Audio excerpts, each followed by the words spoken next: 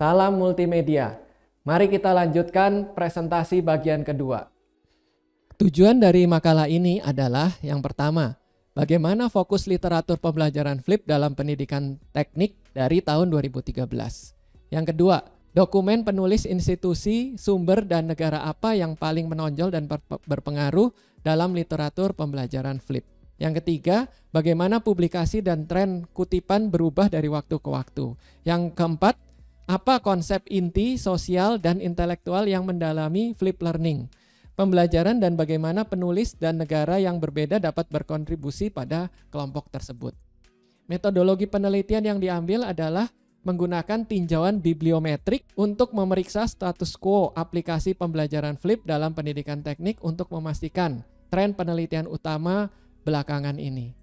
Metodologi penelitian yang dilakukan adalah dengan pemilihan artikel, yaitu dengan mengambil dari database Web of Science. Tahap pertama, kita melakukan searching formula dengan OR dan N. Setelah itu, setelah kita dapatkan ada 559 dokumen. Step kedua, kita melakukan filtering.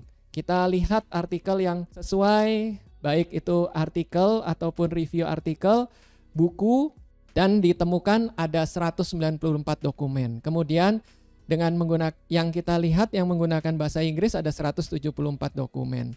Dan setelah kita refine, maka dari stage 2 kita dapat ambil 155 dokumen. Kemudian masuk ke stage 3 adalah screening dari judul dan dari abstrak, maka ditemukan ada 106 dokumen. Nah, setelah dari 106 dokumen itu, maka kita akan melakukan review method. Review method yang dilakukan adalah dengan bibliometric mapping. Mapping pertama kita akan lihat artikel production dan citation.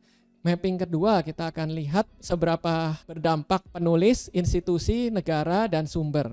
Kemudian mapping ketiga kita akan melihat conceptual structure dari scientific field. Mapping keempat kita akan melihat intellectual structure dari research STEM. Dan mapping kelima kita akan melihat social structure dari scientific collaboration. Nah, kita mulai dengan masuk mapping yang pertama dengan melihat rata-rata citasi per tahun. Dampak besar dari artikel ilmiah dengan domain pendidikan teknik dimulai dari tahun 2013. Produksi ilmiah tahunan meningkat di tahun mulai dari tahun 2017. Cenderung meningkat dan meskipun mengalami penurunan di tahun 2020, hal ini diakibatkan karena penelitian ini dilakukan hingga Juli 2020. Garis tren menunjukkan bahwa penelitian dan kutipan di tahun 2020 kecenderungannya akan lebih tinggi pada akhir tahun 2020. Tabel 1 berisi mapping 2, yaitu institusi yang paling berpengaruh dalam penelitian Flip Learning adalah Iowa State University. Dengan jumlah publikasi tertinggi 5 dan kutipan ada 107. Dua institusi yang paling berpengaruh berikutnya adalah State University System of Florida dan Central Michigan University. Publikasi kedua universitas ini telah menarik lebih dari 40 kutipan. Menariknya, top 3 university paling berpengaruh berasal dari Amerika Serikat. Jika mempertimbangkan kutipan saja, maka Universitas Seattle yang juga terletak di Amerika naik ke posisi teratas dengan 337 kutipan. Untuk artikel yang paling berpengaruh adalah artikel yang dihasilkan oleh Mason yang dipublikasikan di dalam IEEE Transaction of Education. Artikel ini menjadi posisi teratas sebagai dokumen yang paling banyak dikutip secara lokal dan global dalam pembelajaran Flip. Faktanya di antara 6 artikel teratas yang dikutip secara lokal maupun global, IEEE Transaction on Education menerbitkan 3 di antaranya. Nah, kemudian kita masuk ke analisis berikutnya, yaitu mapping ketiga, conceptual structure.